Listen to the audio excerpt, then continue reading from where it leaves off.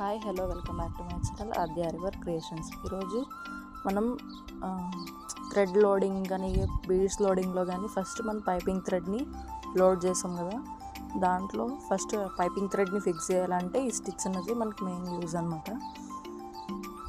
తర్వాత ఫస్ట్ మనం మామూలుగా చైన్ తీసుకునేది లాంగ్ చైన్ ఎట్లా తీసుకుంటామో అట్లా ఈ ఈ పాయింట్ నుంచి నేను క్రాస్ పాయింట్ పైన ఒక పాయింట్ ఉండదు, అట్లా పాయింట్ ఎక్కడైతే డాట్ పెట్టినానో అట్లా క్రాస్ పాయింట్కి ఫిక్స్ చేయాలన్నమాట. అంతే చైన్ లాంగ్ చైన్ అనేది నేను ఎక్కడైతే పాయింట్ వేసిన అట్లా క్రాస్ స్టిచ్ అలాగా అనమాట.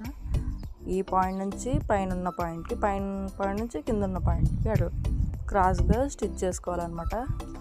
మనం పైపింగ్ థ్రెడ్ని కూడా లోడ్ ఏమైనా బీడ్ లోడ్ కానీ అట్లా ఏమైనా లోడ్ చేయాలనుకున్నప్పుడు మధ్యలోన పైపింగ్ థ్రెడ్ని కొంచెం గ్లూ వేసి ఫిక్స్ చేసి తర్వాత ఈ స్టిచ్ని పైన అనేది చేసే థ్రెడ్ అనేది పోదన్నమాట.